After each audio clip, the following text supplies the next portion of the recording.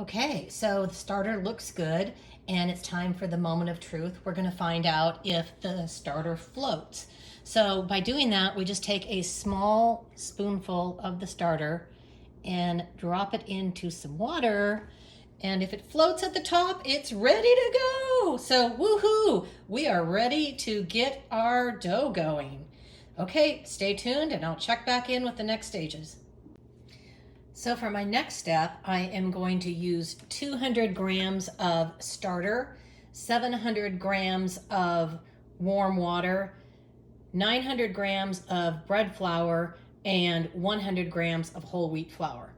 If you don't have a digital scale, I highly recommend that you get one because in bread, everything is measured in percentages and grams makes it so much easier to do the math. Another nice feature about this one is it has multiple units and it has a tar. So that means it resets your zero every time you put an ingredient in. So we're gonna start by mixing this starter down, make sure it's all incorporated. And I'm going to measure in 200 grams. 263. 130. And don't throw your leftover starter away because I will feed this and keep my starter going for next week. So it's really important to always have a starter going.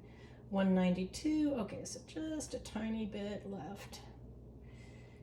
Let's see where we're at, come on. 200, 201, close enough.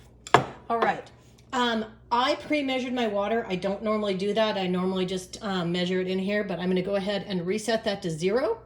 And so if I hadn't pre-measured my water, I would be measuring it in here. You want your water fairly warm, 80 degrees or so. And I always like to add the water to the starter. You can do the starter to the water, but I like to add those wet ingredients first before I add my flour. So you can see that was 700 grams. Again, I am going to zero it out and I am going to start measuring in the flour. I'm going to measure in 900 grams of this bread flour. I get my bread flour, I actually order it from a company called Sunrise Mills. And they're out of Minnesota. And the reason I do it is because their grain is fresh and it's milled very finely. So people that have gluten intolerance or difficulties digesting gluten usually can eat this bread, especially considering that it's sourdough. So let's see, we are getting close. You can see it takes a lot of flour. This is like 2 large loaves. So that is the reason for all this flour. 811, 872, 900.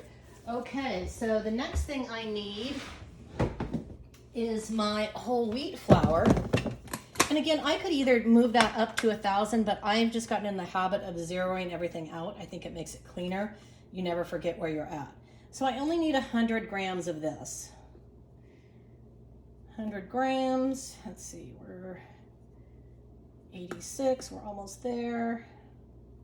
I get my whole wheat flour from the same company, but if that's not available to you, King Arthur or Bob's Bread Mill are both good choices. So we're gonna stop and I am going to move to the mixer. Okay, so now I'm at the mixer and I have my dough hook attached. I'm going to turn this on basically the lowest speed I have, and I'm gonna let this go for about 2 minutes. Basically, all I'm trying to do is make sure that the dry and wet ingredients are incorporated. Okay, so this is what your dough should look like after your first mix at the very lowest speed on your stand mixer. You can do it with your hands as well. It's just easier and cleaner to use your stand mixer. So you can notice that I'm just leaving the hook sitting in there because I am going to mix this again. As you probably noticed, I haven't added the salt yet.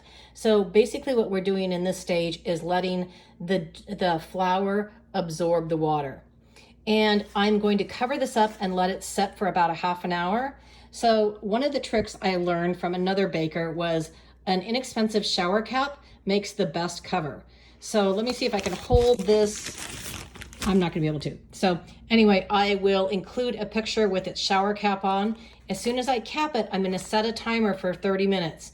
Another really good habit to get into when you're baking bread is set your timers, because it's easy to lose track of time and things either underrise, underproof, etc. So I'm gonna check back with you in 30 minutes.